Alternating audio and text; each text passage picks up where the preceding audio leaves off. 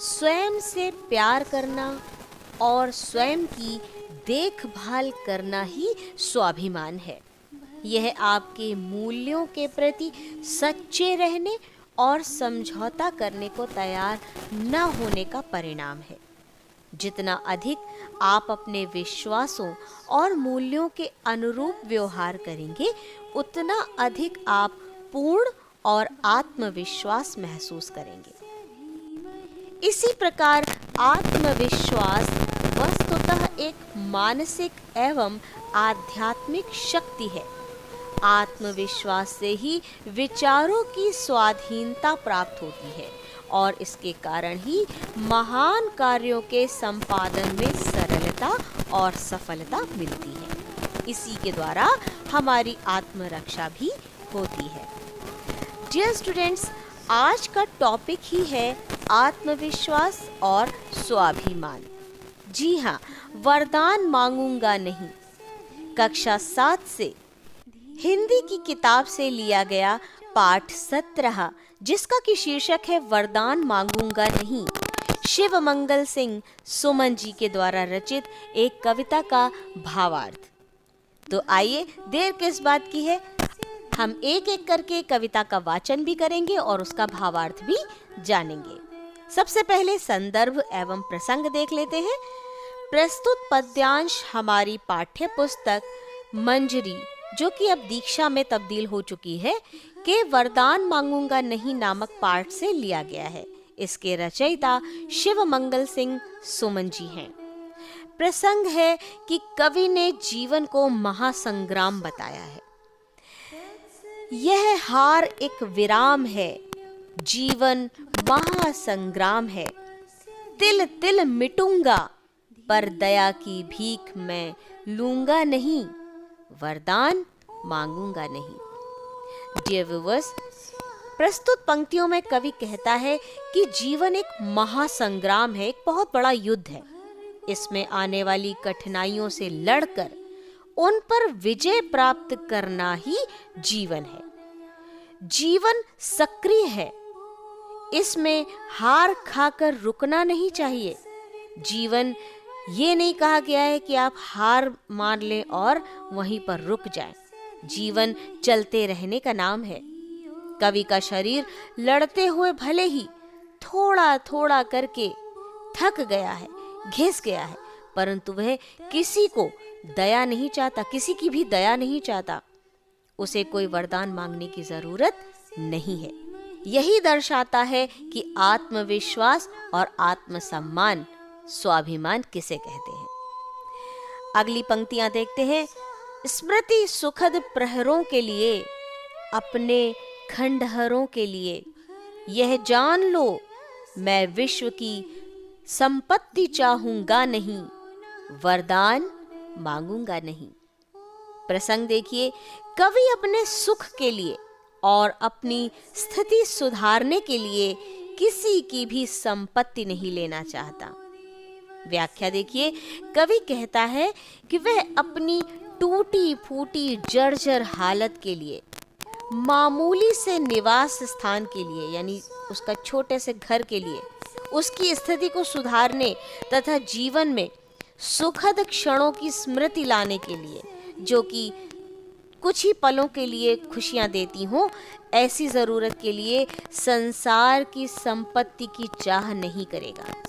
उसे नहीं चाहिए। वह तो अपनी स्थिति में ही प्रसन्न है। जाई विधि राखे राम, ताई विधि रहिए। इस कारण उसे वरदान मांगने की जरूरत नहीं है। क्या हार में क्या जीत में, किंचित नहीं भयभीत में, संघर्ष पथ पर जो मिले, यह भी सही वह भी सही, वरदान मांगूंगा नहीं। प्रसंग देखिए, कवि कहता है कि वह जीवन संघर्ष में होने वाली हार से बिल्कुल भी भयभीत नहीं है, डरा हुआ नहीं है। व्याख्या देखिए, जीवन एक संग्राम है जिसमें हार और जीत दोनों ही होती हैं। जी हाँ, कभी हम हार जाते हैं और कभी हमें जीत भी हासिल होती है। इसी कारण कवि को किसी प्रकार का डर नहीं है। वो दोनों ही तरीके से अपने मन को बहला चुका है, अपने मन की स्थिति को संभाल चुका है कि हमें दोनों ही परिस्थितियों में सामान्य रहना है, चाहे हमारी हार हो और चाहे हमारी जीत हो, क्योंकि हम सच्चाई से रूबरू है कि हमारा ये जीवन एक संघर्ष है। किसी प्रकार के संघर्ष में हानि भी हो सकती है, लाभ भी हो सकती है। हमें अपने मन को इस प्रकार समझा लेना चाहिए। जीवन संघर्ष करते हुए जीवन में चाहे विजय मिले और चाहे पराजय मिले, दोनों एक ही बात के दो रूप है।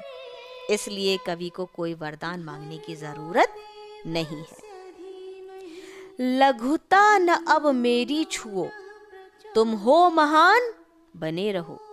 अपने हृदय की वेदना में व्यर्थ त्यागूंगा नहीं, वरदान मांगूंगा नहीं। प्रसंग देखिए, कवि कहता है कि उसे अपनी लघुता यानी छोटेपन से मतलब है यहाँ पर कि गरीबी से या किसी भी प्रकार की कमजोरी से, और अपने हृदय की वेदना से लगाव है।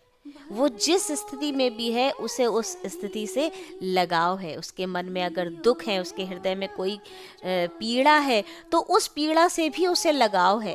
वह इन्हें छोड़ने को तैयार नहीं है। व्याख्या देखिए, कवि कहता है कि जो व्यक्ति अपने संघर्ष में विजयी होकर महान बन गए हैं, अर्थात जिन मनुष्यों को विजय प्राप्त हो चुकी है या वो और आगे बढ़ चुके हैं, तो वो भाई बने रहें, महान बन गए हैं, बने रहें। वे अपनी महानता को बनाए रखें, किंतु उसे अपने लघु रहने में ही आत्म संतोष का अनुभव करने दें। वो छोटा है, हम छोटे ही खुश हैं। हमारे पास कुछ नहीं है, हम फिर भी खुश हैं, क्योंकि उसे अपनी वेदना से ही लगाव है।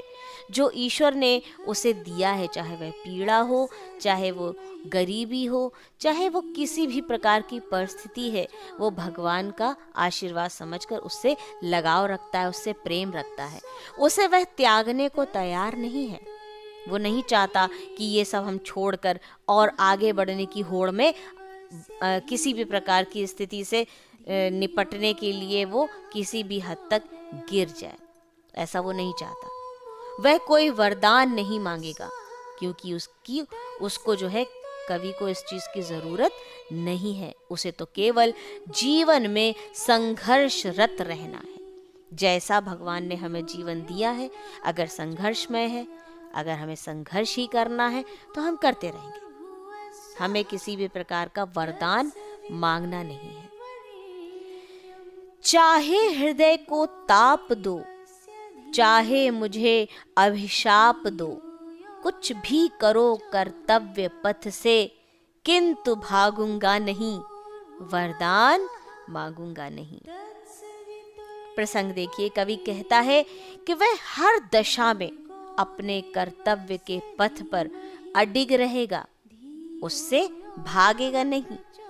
ईश्वर ने जो रास्ता हमें तय करने के लिए दिया है, हमें उसी पर चलना चाहिए। व्याख्या देखिए, कवि कहता है कि लोग चाहे उसके हृदय को और जलाएं, उसको उलाहना दें किसी चीज की या मजाक बनाएं, किसी भी प्रकार से उसको पथ भ्रष्ट करने की कितनी भी चेष्टा करें, अर्थात उसे कितनी भी परेशानियां दें, और चाहे उसे कोसते रहें, उसकी भलाई करने के स्थान पर उसके अहित की कामना भी क्यों ना करें, इससे उस पर कोई फर्क नहीं पड़ने वाला है, क्योंकि वह अपने कर्तव्य पथ पर जमकर संघर्षरत रहेगा। उसे अगर संघर्ष ही करना उसके भाग्य में लिखा है, तो वो संघर्ष ही करेगा और इस रण क्षेत्र से भागेगा नहीं, अर्थात युद्ध की भूमि को छोड़कर भागने वालों में से नहीं है। उसे कोई वरदान मांगने की जरूरत नहीं है। डियर व्यूअर्स, पद्म भूषण से सम्मानित शिव मंगल सिंह सुमन जी का जन्म 5 अगस्त सन 1915 ईस्वी में उत्तर प्रदेश स्थित उन्नाव जिले में हुआ था। इन्होंने हिंदी विषय में एमए और पीएचडी की उपाधियां प्राप्त की। बाल्यावस्था से ही इन्होंने काव्य रचना करनी प्रारंभ कर दी थी। सुमन उपनाम से इन्होंने कविताओं का लेखन किया। उनके काव्य संग्रह हैं हिल्लोल, पर आंखें नहीं भरी, जीवन के गान, प्रलय सृजन और विश्वास बढ़ता ही गया। 27 नवंबर सन 2002 में इनका देहावसान हो गया था। डियर व्यूवर्स, हमें अपने आत्मसम्मान, आत्मविश्वास तथा स्वाभिमान की हर स्थिति में रक्षा करनी चाहिए। यही एक जीवन के युद्ध में सैनिक का कर्तव्य भी होता है। और हमारा जीवन एक युद्ध की भूमि है और हम उसके सैनिक हैं। विजय हमें प्राप्त होगी, ये हमारा विश्वास है। यदि हम अपना सत्य का मार्ग नहीं छोड़ेंगे तो विजय हमारी ही होगी। खूब पढ़ें, खूब पढ़ें। Thank you.